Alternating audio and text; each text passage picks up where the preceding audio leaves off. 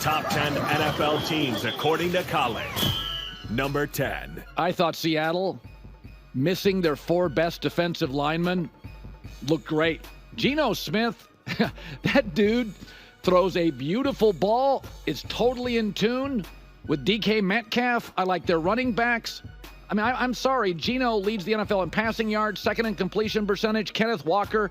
I was blown away. Seattle didn't have their 4 best defensive linemen against the best O-line in the league. You knew they wouldn't make stops. I thought Geno was exceptional on a Monday night on the road. Seattle at 10. Number 9. Texans. Only loss came on the road to the Vikings. They got housed. Didn't have Joe Mixon. But their top 8 offense, top 5 defense, and I love C.J. Stroud. Joe Mixon's coming back. Listen, C.J. Stroud is a young quarterback. Did you see Caleb Williams this week when he got a run game with DeAndre Swift? Oh, Caleb looked pretty good. As good as C.J. Stroud is, and he's got his weapons like Nico Collins, young quarterbacks especially, they need their running backs. Joe Mixon returns. I like Houston 9. Number 8. The Packers. It's weird. They're 0-2 with Jordan Love and 2-0 without him. They do lead the NFL in big plays. I like all their structure. Listen, Jordan Love hasn't taken a lot of snaps because of the injury, and he's not quite ready to go. Second half, the offense looked better than the first half. They lead the NFL in takeaways, so Green Bay is a feisty, aggressive defense, which is what their fans have been complaining about for years. How come the defense can't be as good as the offense? I still think Green Bay is an ascending team. It is a young team with a quarterback that comes in rusty. They're going to be just fine. Number 7. I don't know what to do with the Commanders, but they're breaking every single NFL record offensively. Jaden Daniels, we thought he was going to be like Lamar Jackson light. Is he? Or is he just Lamar Jackson? I mean, the kid's incredible. I just read here this morning, he has 5 total touchdowns and 6 complete incompletions over the last 2 games. I do think the Cliff Kingsbury OC hire, and we predicted this, we thought Washington would be a playoff team.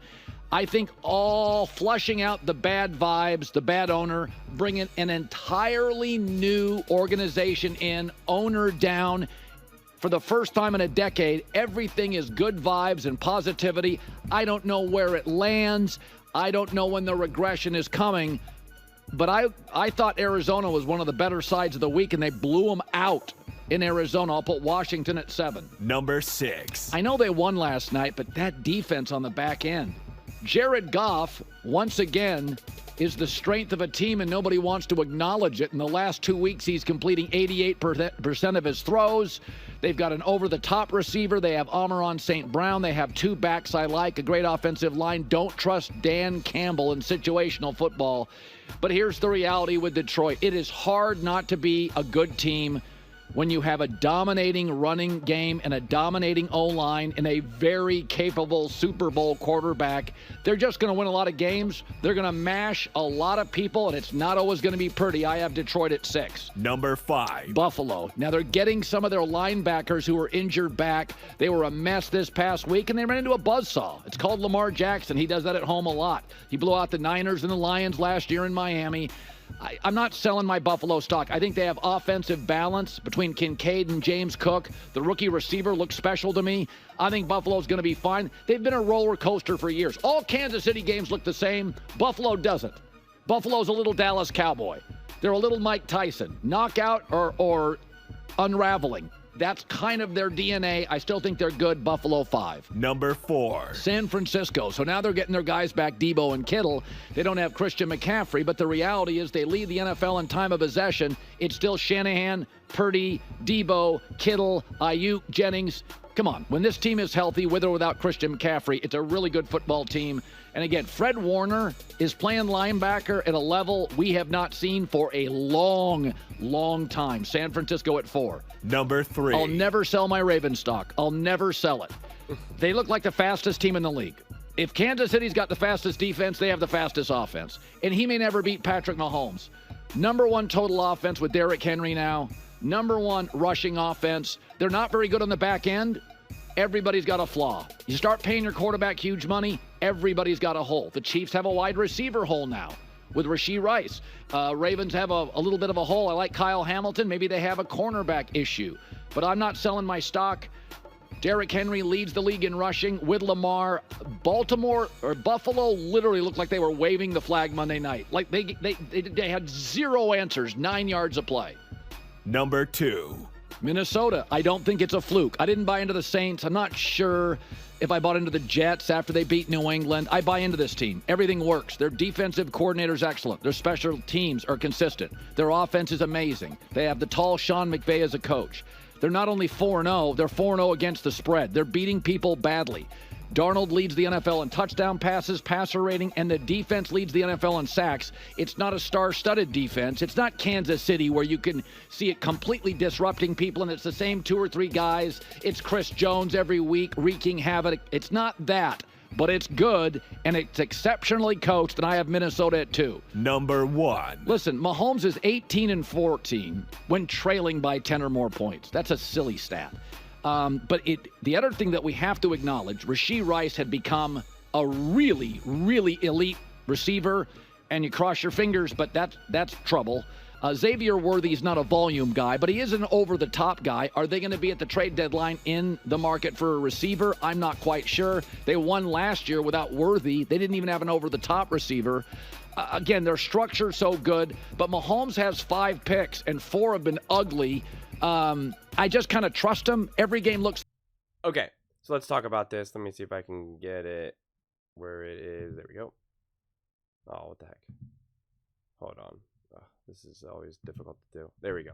All right. So, yeah, listen. There's nothing wrong with this list one bit, right? Seattle Seahawks. Geno Smith. I was just wildly impressed with how he looked, right? And Seattle Seahawks having all their injuries that they did, they were still able to keep up with the Detroit Lions, and honestly, they even had a chance to win that game, which I just really think was really, really impressive and a lot to say. The Texans, yeah, I'm waiting for the Texans to get better than what they are. I think the Texans, I have very high hopes for them, and I just expect them to be better. I expect them to play better, and I think they will. I think they're just kind of playing into it. Then you have the Packers, and the Packers, right, they're really hard to evaluate what type of team they are right now because Jordan Love, was in the lineup, out of the lineup, now back in the lineup, and we just don't know. I think the Packers are a great team, but you got to give it time to get, to have Jordan Love kind of get situated, right? And at the beginning of that game, he seemed to kind of like rusty and almost his knee sealed like it was bothering him. And then the second half, it was like he never got injured at all. So I'm anticipating for him to also continue to improve and get better as well as the Packers as a whole. Then you have the Washington Commanders, right? I mean, like they're really firing at all cylinders. What they're doing is just wildly impressive. What Jaden Daniels is doing is wildly impressive. The big problem with them is that their defense is not I think it's like a bottom 2 defense statistically, so it hasn't been great necessarily. So if they can get that defense to kind of catch up with their offense, then they are absolutely a major, major threat.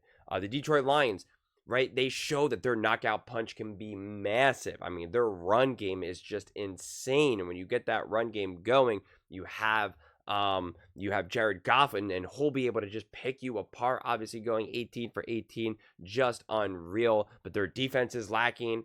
Gave up a ton of points and a ton of yards, a ton of everything, quite frankly, to Geno Smith and the Seahawks, and so you want to see them as well improve. And then you got the Buffalo Bills, right? They were riding high, juggernaut, let's go, 3-0, Josh Allen MVP, and then boom! They got knocked out by the Baltimore Ravens, and then everybody was so low on the Baltimore Ravens. Then you see what the Ravens do, and it was like, oh my God, the Ravens look unbelievable. They're a top team in the NFL now. So just, pretty wild. What both the Ravens and the Bills have done, what their story has been, it's just kind of like reversed slightly. And the 49ers, right, they're also a difficult team to evaluate because of the injuries that they've had. I think Purdy has wildly impressed me as well. Everything he's been able to achieve without all of his full strength Avengers. And now that they got Jennings going as well, I think the 49ers will always be a force. And the real question mark is when or if will Christian McCaffrey come back. The Ravens already kind of talked about, now that they have established that run game, having Derrick Henry fully integrated. Their last 2 games, obviously their offense has been ferocious. Them letting the Cowboys kind of get back in the game is a little concerning, but then when they, never let up on the Buffalo Bills, it kind of shows like, yeah, what they're capable of doing. The Minnesota Vikings are playing like the best team in the NFL right now. That's just the reality of the situation. Whether you believe it or not, that's what they are doing. They are playing like the best team in the NFL. No ifs, ands, or buts. Sam Darnold is playing like the best quarterback in the NFL. No ifs, ands, or buts. That's the reality. And the Kansas City Chiefs, yeah, they keep finding a way to win, which is wildly impressive, without a doubt. And they will always, always, always be a threat. And you can never, ever doubt them or question them. But are they playing like the number one team in the NFL right now?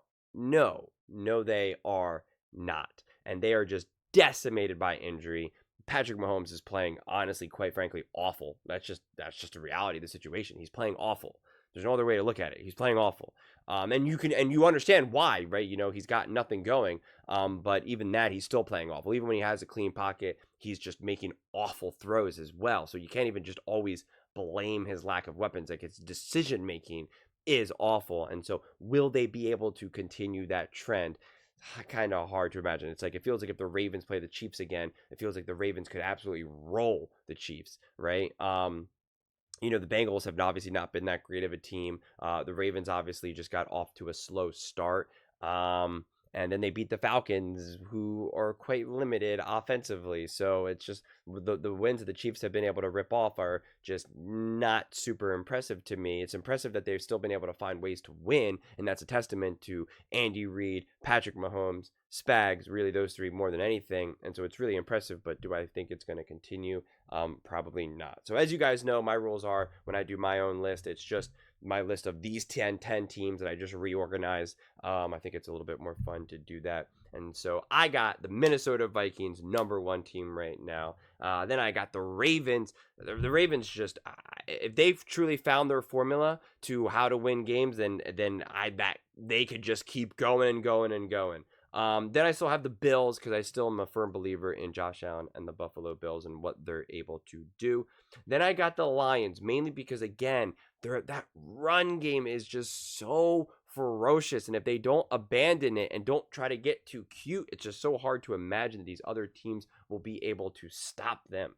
Then the 49ers, this is definitely more of a banking on them getting fully healthy. But like I said, Brock Purdy has been very, very impressive to me. I think I am a little bit more concerned about their defense.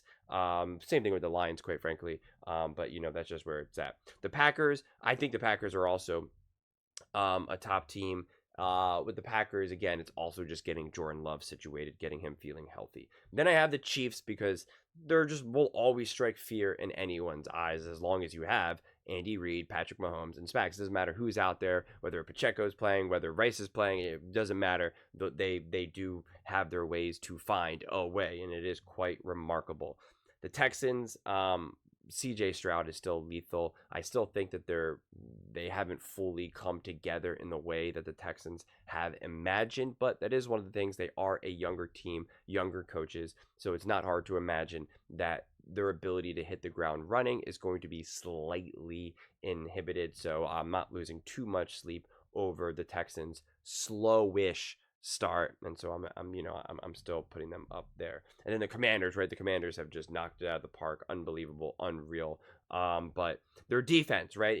Their defense is lacking, and so what happens when they face another high-powered offense?